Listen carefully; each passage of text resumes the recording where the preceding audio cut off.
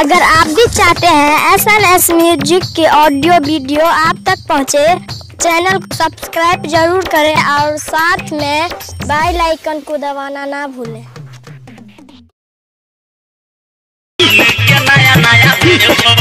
चुमाले बोला ससुरा में चोली कीन के नया नया चुमाले बोला ससुरा में SNS Music presented by DD Production House Sakri DJ Suniraj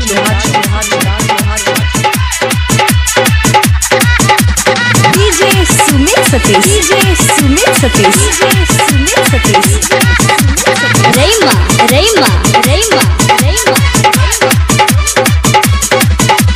ससुरा में तंग करतौ तोहर भतारा रखी है बजा के छौरी लभर के बखरा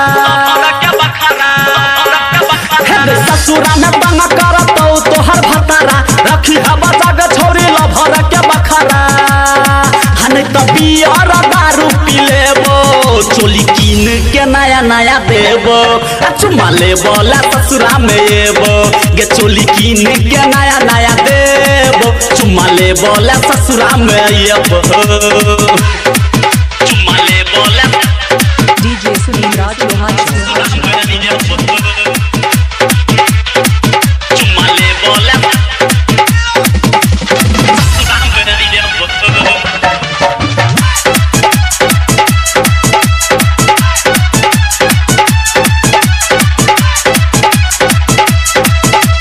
गाल दुनु काट लेबो कोरा में बांध के आशिक छियो तोहर नया डिजाइन के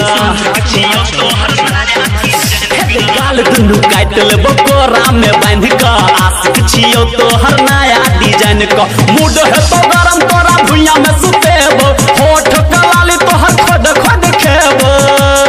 हछिया यादव जी पावल देखेबो चोली कीन के नया नया देबो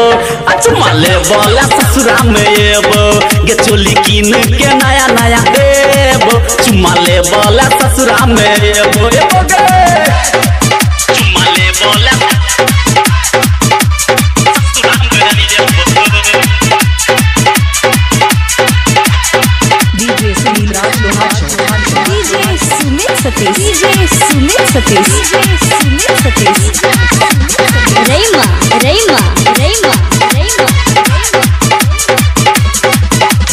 सैज सबर के रहिया पीपर के छाव में धर्मवीर धुरंधर संगे अब तोरा गाँव में सैज सबर के रहिया पीपर के छाव में धर्मवीर धुरंधर संगे अब तोरा गाँव में राइटर पंकज के साथ में लेबो ललकाया पाछी लका मिला लाएबो तोरा भतरा से हम नहीं डरेबो चोली कीन के नया नया देबो चुमा लेबो ला ससुरा में एबो गे चोली कीन के नया नया देबो चुमा लेबो ला ससुरा में एबो ससुरा में तंग करतौ तोहर भतारा रखी है बजा के छौरी लभर के बखरा ससुरा में तंग करतौ तोहर भतारा रखी है बजा के छौरी लभर के बखरा हने तबियर दारू पी लेबो